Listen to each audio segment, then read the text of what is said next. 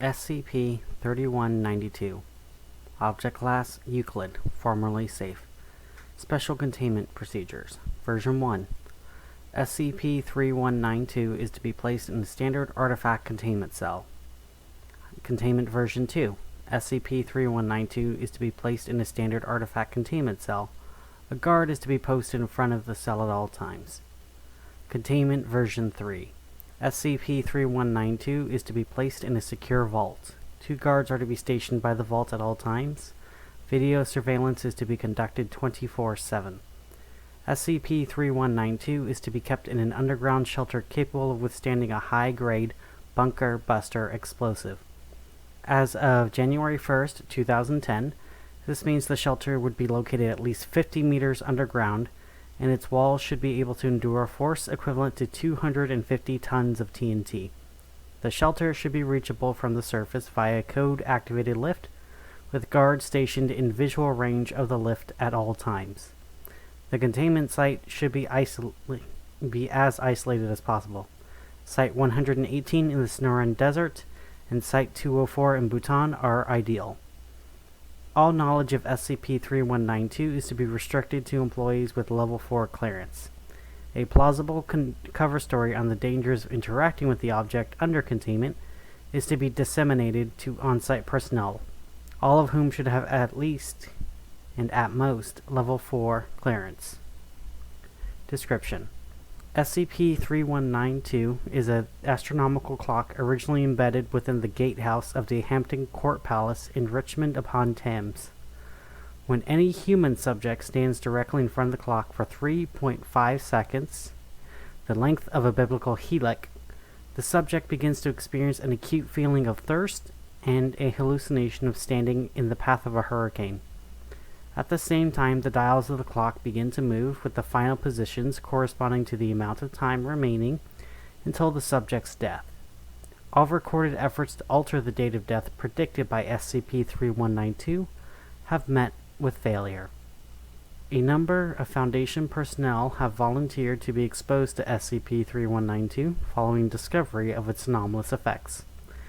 After conducting follow-up interviews, the Ethics Committee recommended against using Foundation volunteers as test subjects, as most of the people who asked to be exposed to SCP-3192 have not benefited from the experience.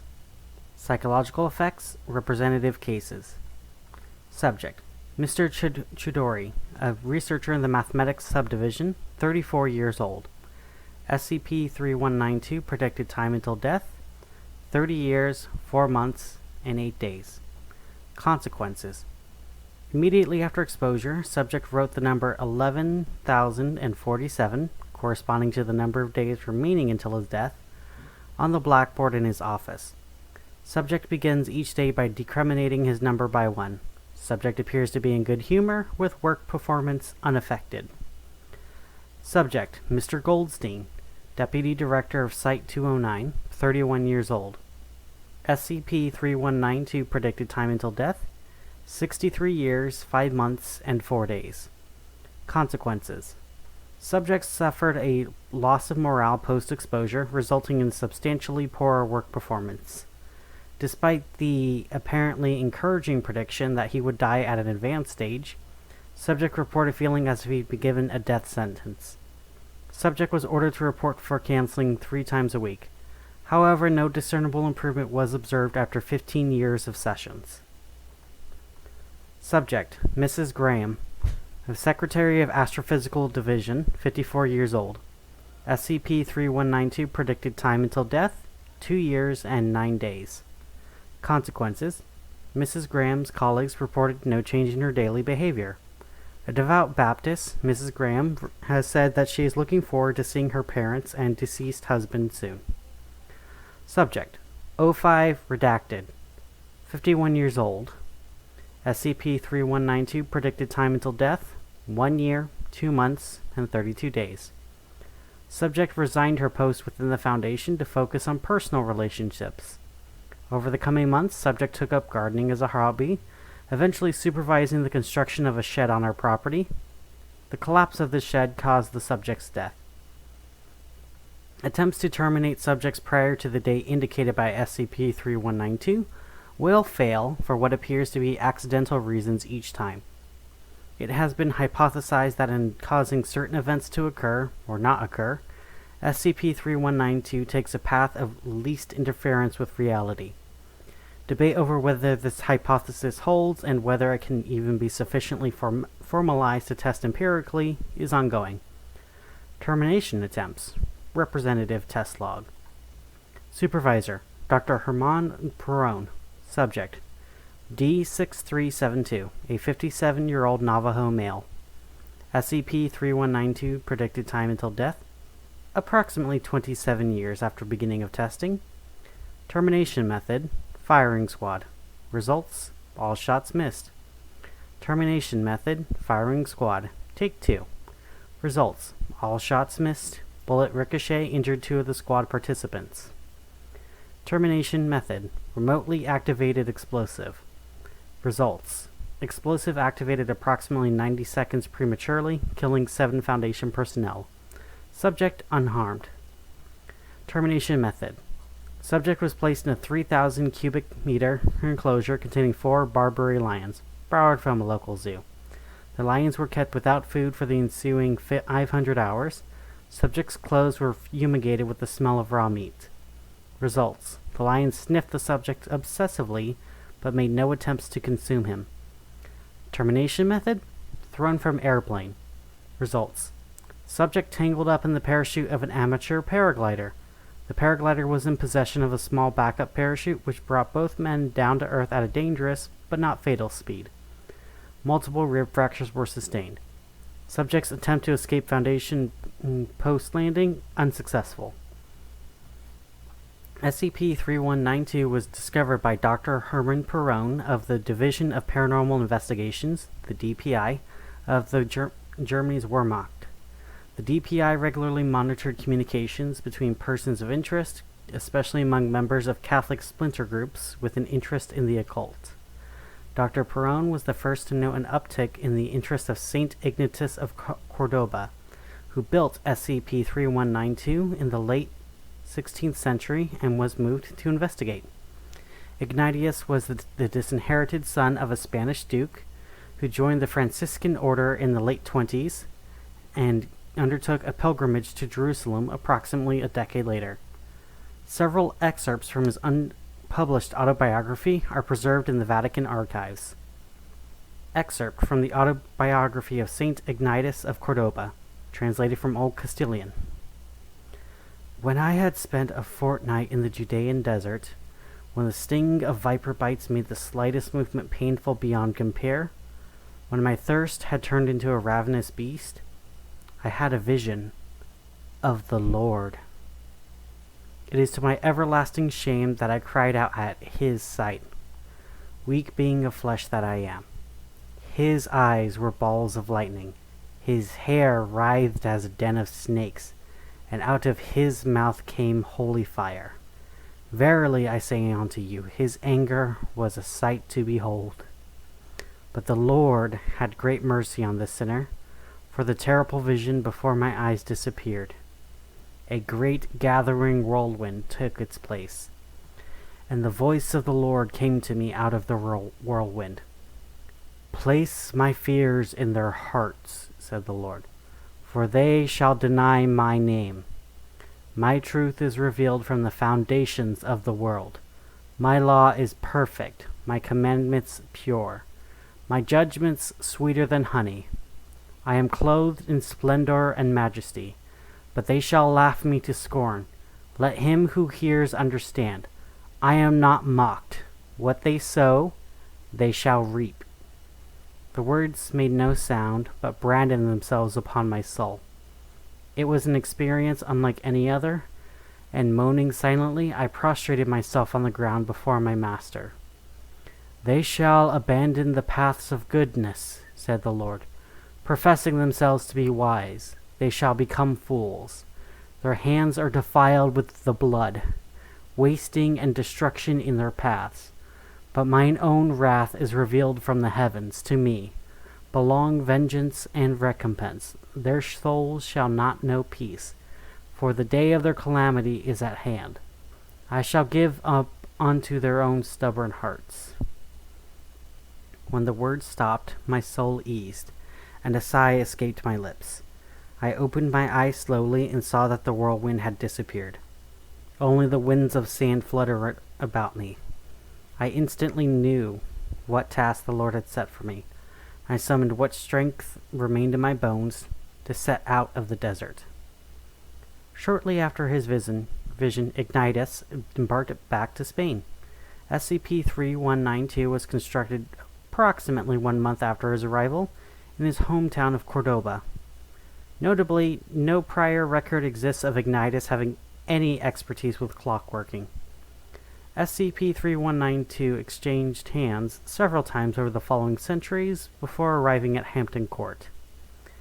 The outbreak of World War II put a temporary halt to Dr. Perron's investigations.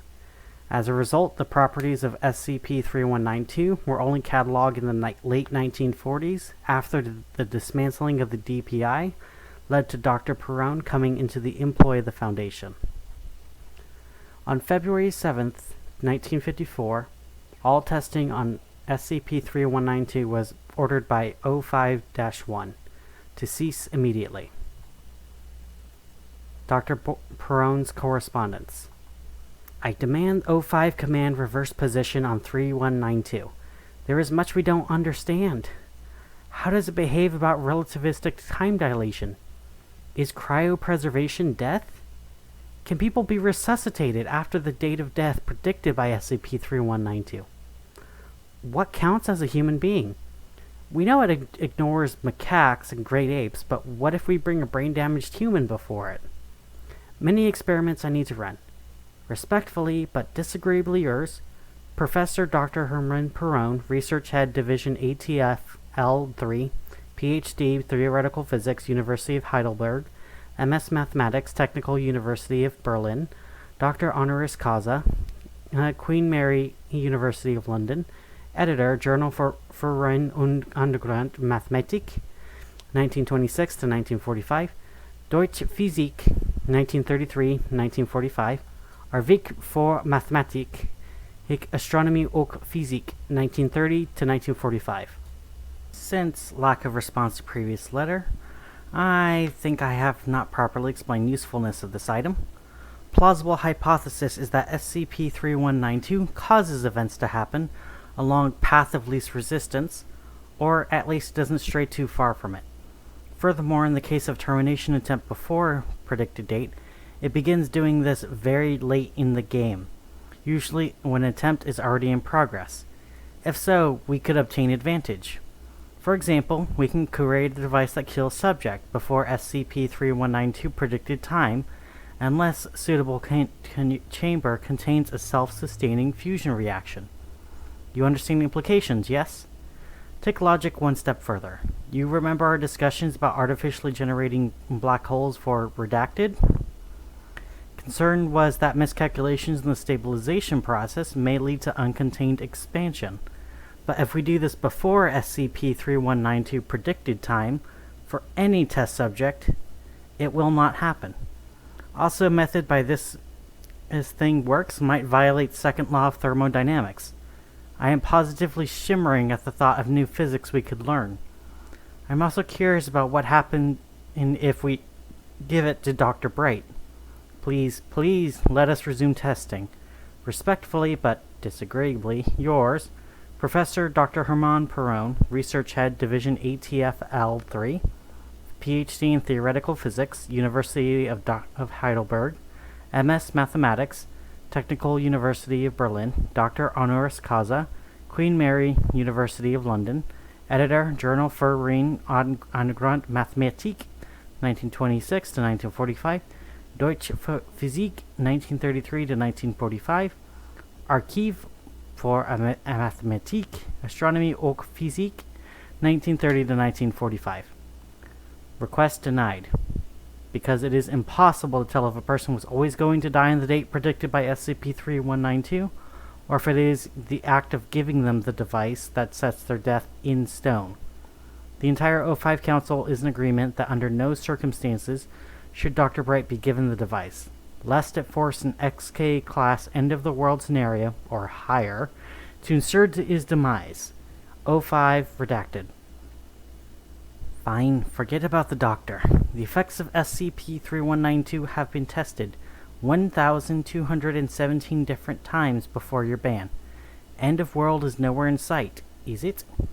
I regret that none of the members of O5 Council have scientific background at doctoral or professorial levels. Perhaps that is why you are not in the habit of thinking rigorously about risk.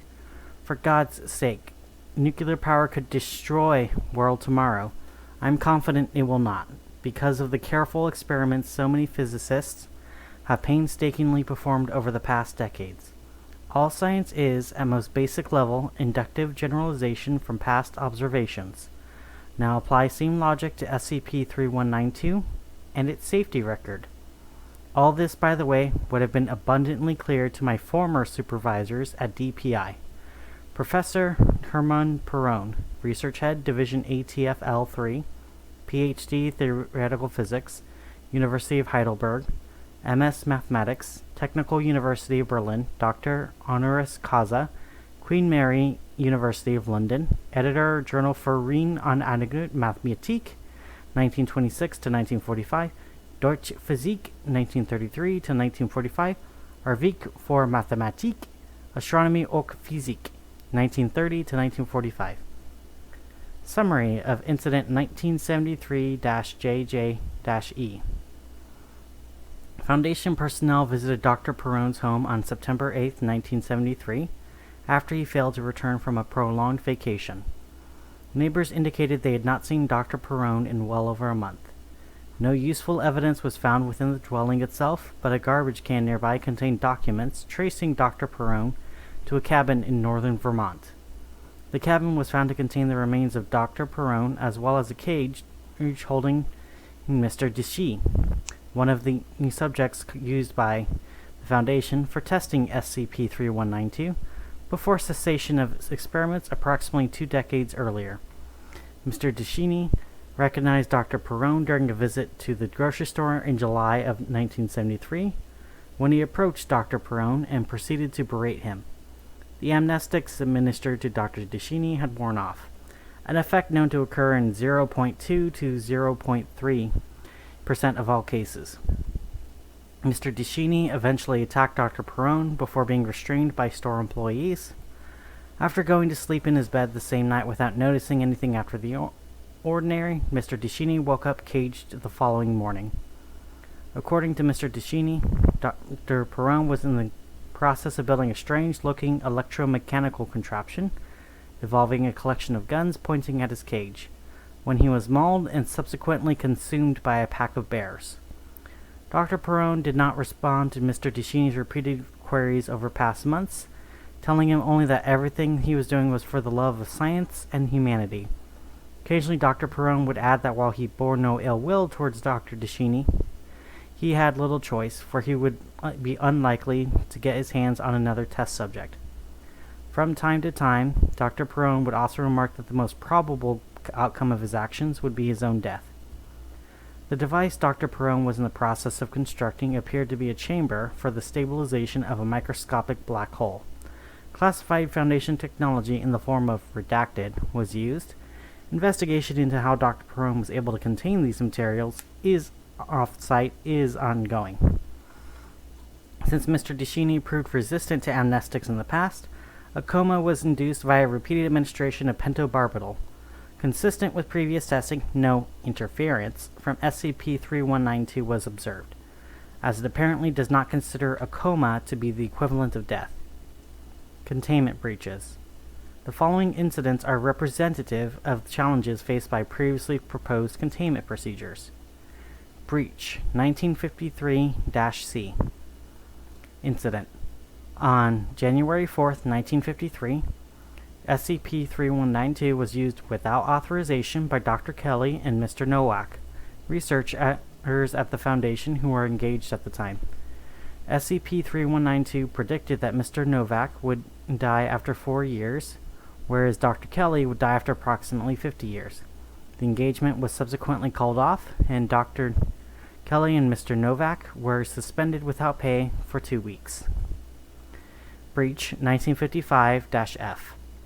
On January 7, 1955, SCP-3192 was used by Dr. Auerbach, who faked documentation from O5 Command, authorizing the resumption of testing. The following exchange between Dr. Auerbach and 3 members of the Disciplinary Committee, herefore DCM-1 through DCM-3, occurred at her hearing. DCM-3. Dr. Auerbach, you stand accused of... Let's cut the bullshit. I'm in bad enough mood as things are. Formalities must be observed, Doctor. To hell with formalities! Yes, I did it. Yes, it's against the rules. Yes, I forged those papers. I had to know. Dr. Auerbach, you stand accused of DCM-1. I would like to ask a question. DCM-3 nods. DCM-1. Doctor, doesn't it bother you that you set a chain of events in motion by using SCP-3192? Events are always in motion. Yes, but what I mean is, the future you face now might have been different if you didn't use SCP-3192. Yes, but that's true for every decision I make. If I do the opposite thing, the future might turn out differently. DCM-2, you do realize the clock will come after you now. Something was always going to come after me. Cancer, some Keter monstrosity, old age. At least the clock has the decency to let me know when. Dr. Auerbach was subsequently demoted. Breach 1966-E. On February 9th, 1966, SCP-3192 was used by Dr. Reyes, who was at the time considering a course of treatment for lymphatic melanoma. Dr. Reyes asked Mr. Ruiz, one of the on-duty guards, to give him access to SCP-3192. Mr. Ruiz complied, offering the following rationale for his action during his disciplinary hearing. He's my buddy. I had to help him out. Following Directive 63FL-4 mandating tougher punishments for infractions leading to containment breaches of objects with high destructive potential, Dr. Reyes and Mr. Ruiz crime has been redacted, and punishment redacted. Due to frequent breaches, containment procedures for SCP-3192 are to be kept in a constant state of review. Memo to personnel with Level 4 clearance. We are now in a curious situation with 3192. The main object of containment is not to keep the thing in, but to keep the Foundation out. I take it you've all seen the report on the latest breach? Investigation is ongoing on how the bunker was penetrated this time. Of course, it makes little difference where there's a will and all that. I'm sure the reason will come out the same as always. Someone had to know. Causality be damned. To those who haven't been around very long, specifically O5-redacted and O5 number redacted, we've discussed some more extreme measures for the containment of this item, but have not had the courage to pull the plug. The obvious solution would be to put it back where we found it and amnesticize everyone who knows about it, which includes ourselves. Unfortunately, at this point, we'd have to black out a few decades of memory from the majority of Foundation staff. In the past, I'd advocated for containment procedures, making SCP-3192 as difficult to reach as possible. My thinking is that you're probably not going to take a trip out to Bhutan, assault an armed outpost, and blast a hole in one of the sturdiest bunkers in existence, all the while avoiding detection, just to make use of this thing. To some extent, this has been effective. These days, it's the people right next to 3192, the guards, the on-site researchers, who figure out how to circumvent containment and succumb to the temptation to take a peek. We've tried to keep them in the dark with no success, and too many people know about this thing by now. I don't mean to exaggerate the scale of the problem. Almost all of our employees are reliable. But unfortunately, even with the screening procedures we've put in place for assignments to 3192 containment site, we've never been able to avoid the odd outlier who becomes obsessed with getting a glimpse of what the future holds. On average, we've suffered a containment breach once every 4.1 years since testing stopped in the mid-1950s. I move that we construct a new containment facility, manned exclusively by armed robotic platforms. Any intruders will be automatically attacked. The robots should be fully autonomous and capable of self-modification to keep up with technological progress. Our only means of control will be a kill switch that can be activated by unanimous agreement of O5 Command. Your thoughts? O5-redacted.